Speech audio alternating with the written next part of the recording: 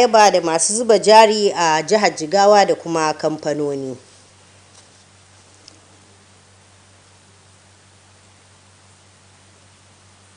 Ƙungiyar malaman makarantu na Najeriya yankin Arewa sun yabawa gwamna wajen bunƙasa harkokin ilimi. Tare da sallama, barkanmu da saduwa ta kumban labarai. Za ku iya kallon tashar NTA kai tsaye ta kafar sadarwa na Facebook da Instagram. Sannan kuma za ku iya yin rijista da mu ta YouTube domin samun labarai da ɗumi-ɗuminsu.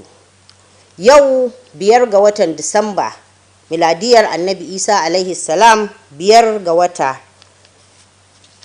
na 2025. Sunana Larai Musa.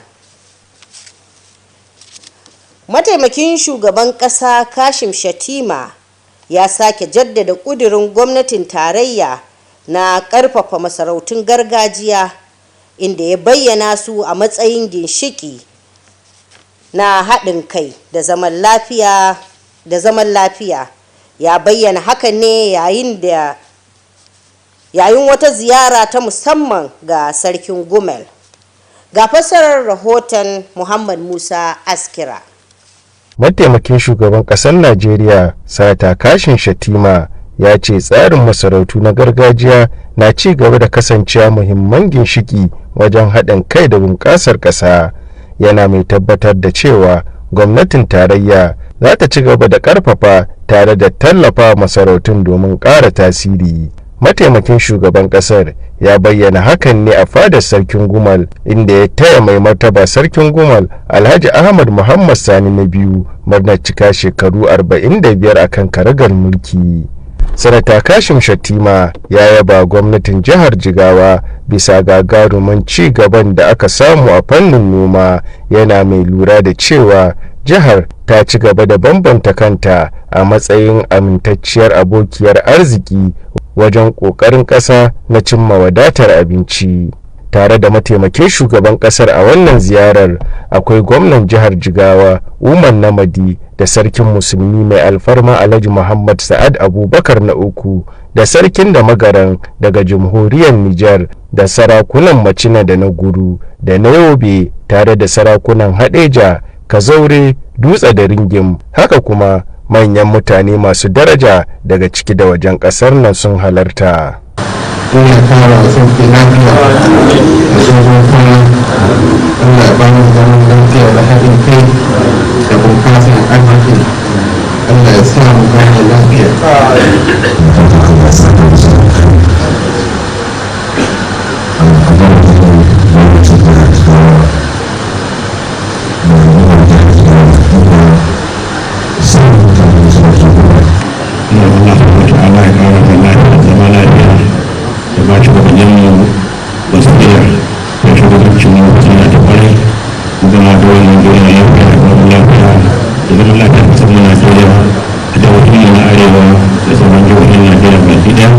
Bayan taya sarkin Gumal murna, gwamna Umar Namadi ya jagoranci mataimakin shugaban kasar da sauran manyan baki zuwa kaddamar da sabon masallacin da sanata Kashim Shettima ya gina ta hannun gidauniyar Kashim Shettima, inda suka gudanar da sallar Juma'a tare.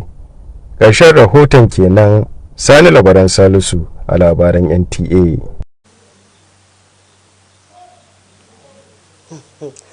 Gwamnatin jihar Jigawa ta karbi taron shekarar 2025 na masu zuba jari da kamfanoni. Taron da suka fidda manufarsu ta haɗa kai wajen shigar da harkokin ci gaba.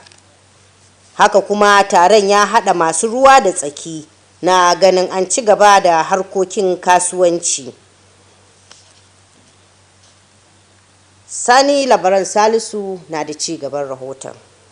Taron cin abinci na masu zuba jari na shekarar 2025 a Dutse ya zama wata muhimmiyar kafa ta tattaunawa tsakanin gwamnatin jihar Jigawa da masu zuba jari a cikin gida da na ƙasashen waje. Taron ya mayar da hankali kan gina kyakkyawar alaƙa, ƙarfafa tattaunawa mai zurfi da kuma fayyace manufofi da nufin inganta yanayin zuba jari Zaman ya kuma ba masu zuba hannun jari damar bayyana ra'ayoyinsu kai tsaye ga masu tsara manufofin. Gwamna Umar Namadi ya bayyana yalwar damar da Jigawa ke da ita, inda ya nuna girman filayen noma, ƙarfin albarkatun ɗan adam, wadatar wutar lantarki da kuma matsayin da jihar ke da shi a jerin sauƙin gudanar da kasuwanci a ƙasar nan. Ya jaddada muhimmancin kadarorin tattalin arziki kamar Gagarawa Industrial Park, Megatari Free Trade Zone da sauran cibiyoyi masu tasowa da ke sanya Jigawa ta zamo wuri mafi soyuwa ga sarrafa amfanin gona, masana'antu da kasuwanci. Gwamnan ya kuma sake tabbatar da rawar da hukumar tallafin zuba hannun jari take takawa a matsayin wuri guda da masu zuba hannun jari daga ko'ina a duniya, wanda aka kafa domin sauƙaƙa tsare-tsare da haɗa masu zuba hannun jari da dumbin damar da jihar take da su.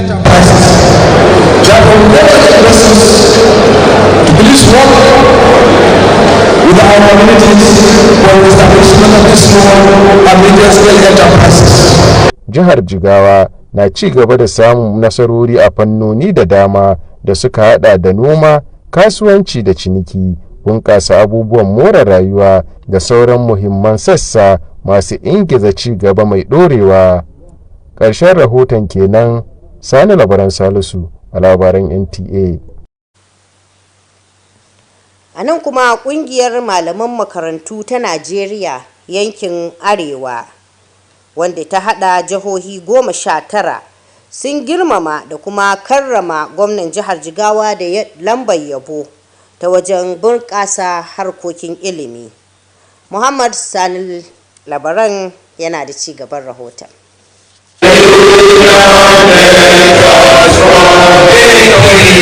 An gabatar da wannan karramawan ne ta hannun Northern Initiative Teachers, wanda ke nuna wanda gwamna ke ci gaba da zuba jari da jin daɗin malamai da kuma tsare-tsaren ilimi. Da suke jawabi wajen taron, malaman sun jero wasu daga cikin nasarorin gwamnatin Namadi, ciki har da biyan albashi akai-akai, ƙarin girma cikin gaggawa da kuma albashi mai matukar tsoka, wanda ya sanya malaman Jigawa a sahun gaba wajen samun albashi mafi kyau a ƙasar nan. Ya zuwa yanzu gwamnatin jihar ta zuba sama da naira biliyan 60 a ɓangaren ilimin firamare, lamarin da ya haifar da gini da kuma gyaran makarantu fiye da 2,000 a faɗin jihar Jigawa. Gyare-gyaren gwamna Namadi sun shafi makarantar ilimi ta firamare, sakandiri da manyan makarantu, tare da tsare-tsare na musamman da aka tsara domin inganta isar da ayyuka. Gwamnan ya ɗauki malamai sama da 10,000 a cikin shekara 2 da rabi kacal, yayin da kasafin kuɗin ilimi na jihar ke wuce shawarar da hukumar na Nta ta bayar. Malaman sun kuma jaddada nasarar shirin koma makaranta a faɗin jihar, wanda haɗin gwiwa mai ƙarfi tsakanin dukkan masu ruwa da tsaki a ɓangaren ilimi ya tabbatar da nasararsa.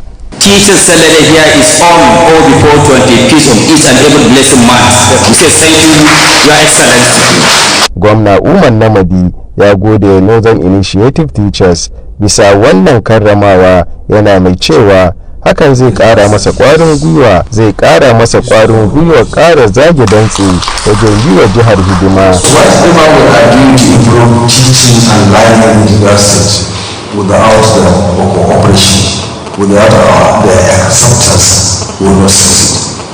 Ya yaba masu kula da harkokin ilimi bisa rawar da suke takawa wajen sauya akalar ilimi a jihar. Ƙarshen rahoton kenan. Sani Labaran Salisu a labaran NTA.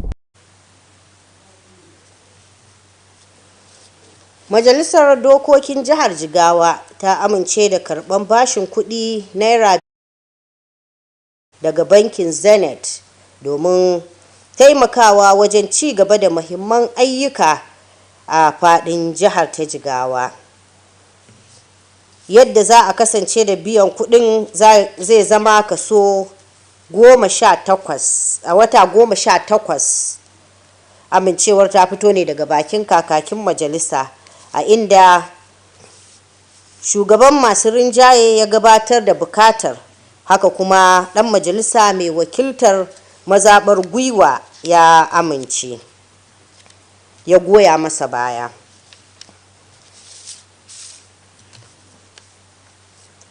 A nan kuma za mu ɗan dakata domin karɓar wannan saƙon a saurare. When it's bright and early, get your breakfast right. Then you need all the nutrients that will hold you tight. Then stay in power, you find it all in peak.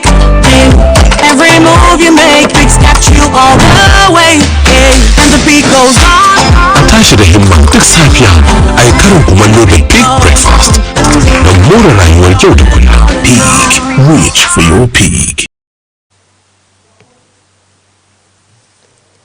A yayin da duniya ke bikin ranar tunawa da masu bukata ta musamman, an yi kira ga a dinga shigar da masu bukata ta musamman cikin harkokin Najeriya.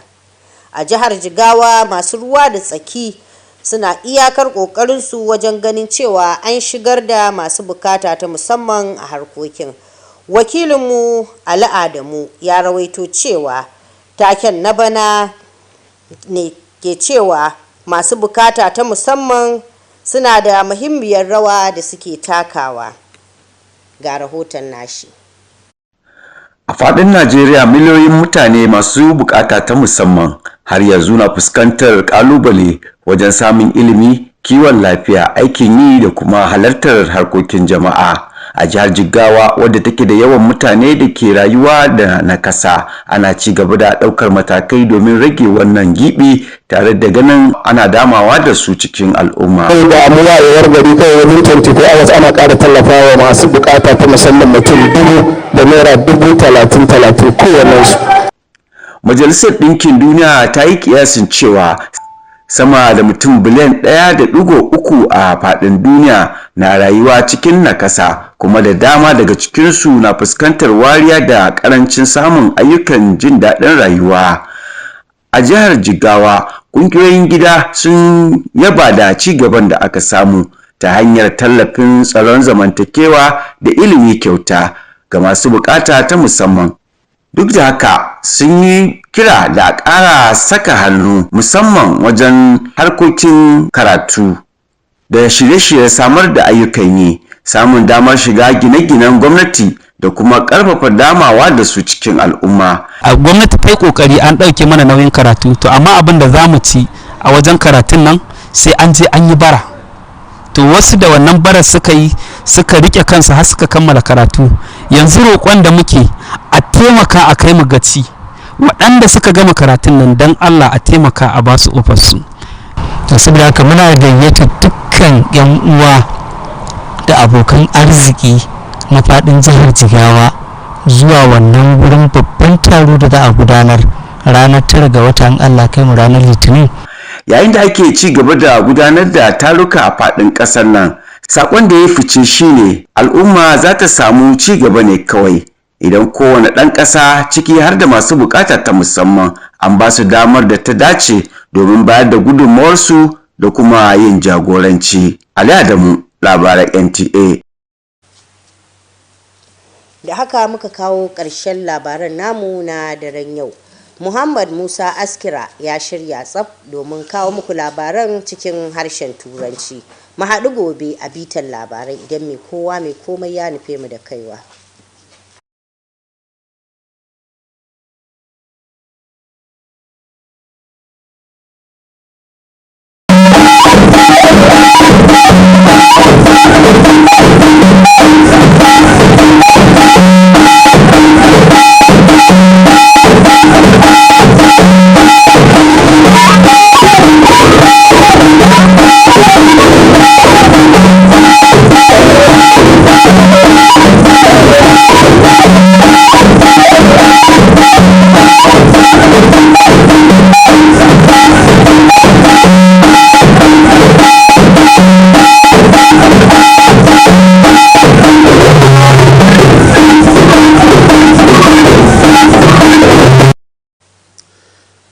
Governor Umar Namadi awards best investors and companies operating in Jigawa State.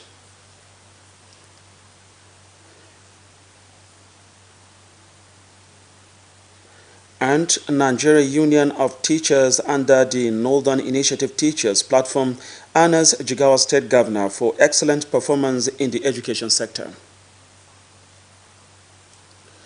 Good evening, this is Nta Dutse News at 7 o'clock. My name is Muhammad Musa Askira. Thank you for joining us.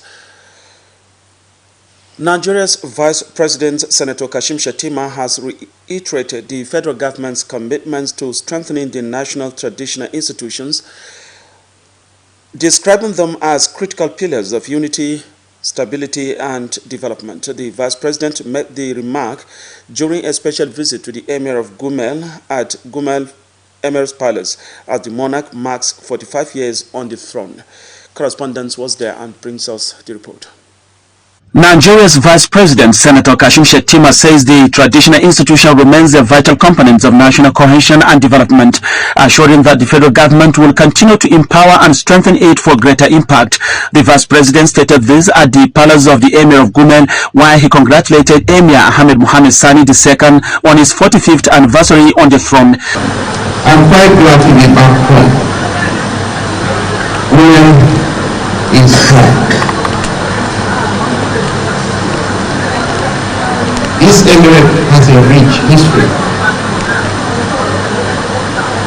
Founded in 1750 by Benjamin, our royal father, who is celebrating his 45th year in the area of women, in the 13th area of women. He was a commissioner, an honorable commissioner in the cabinet of late Abubakar Rini before he was elected to the throne of his ancestors.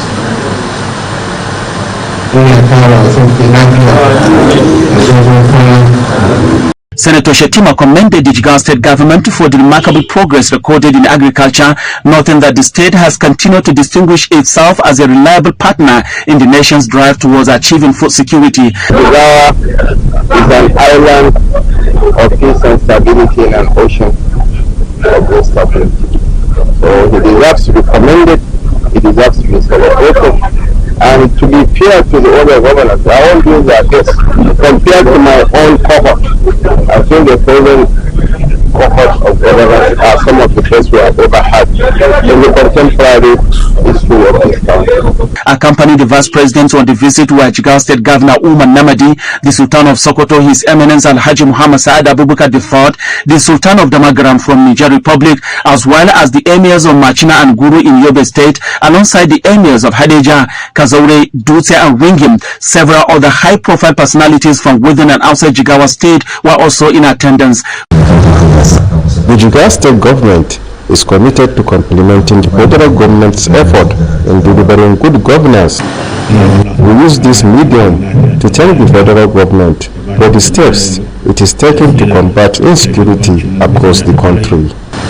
Following the felicitation with the Emir of Gumel, Governor Umar Namadi led the Vice President and other dignitaries to inaugurate a newly built mosque constructed by Senator Shettima through the Kashim Shettima Foundation, while they all observed the Friday congregational prayer.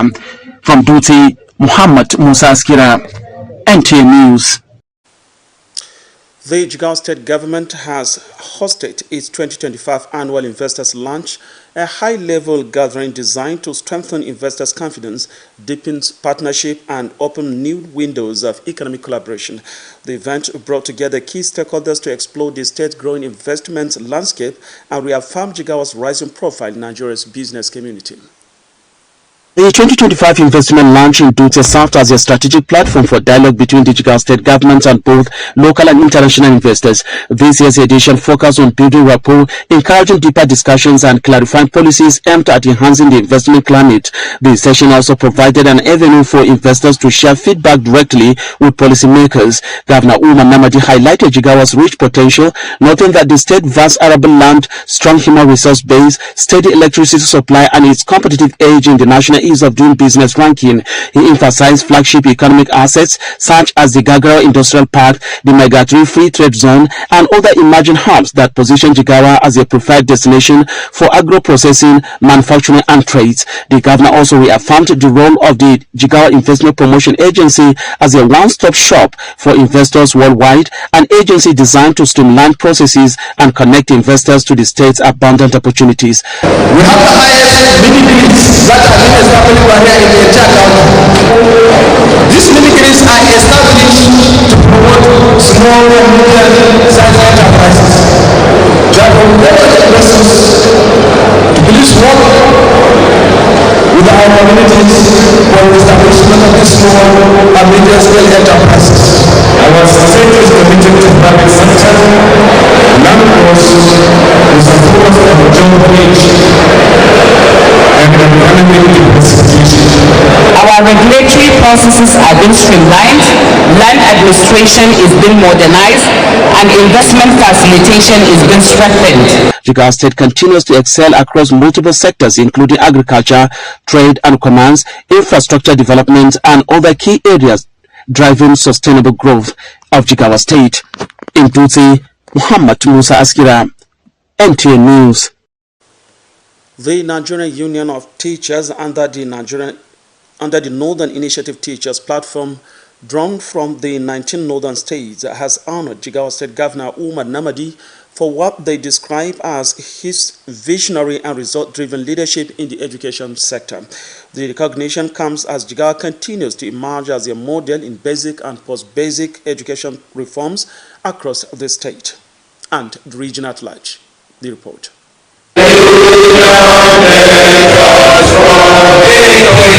The honor presented through the Northern Initiative Teachers reflects the governor's consistent investments in teachers' welfare and the education system. Speaking at the event, the teachers highlighted several achievements of the Namadi administration, including regular salary payments, prompt promotion, and highly competitive remuneration that places Jigawa teachers among the best paid in the country. The state government has so far committed over 60 billion naira to basic education, resulting in the construction and renovation of more than 2,000 primary schools across Jigawa.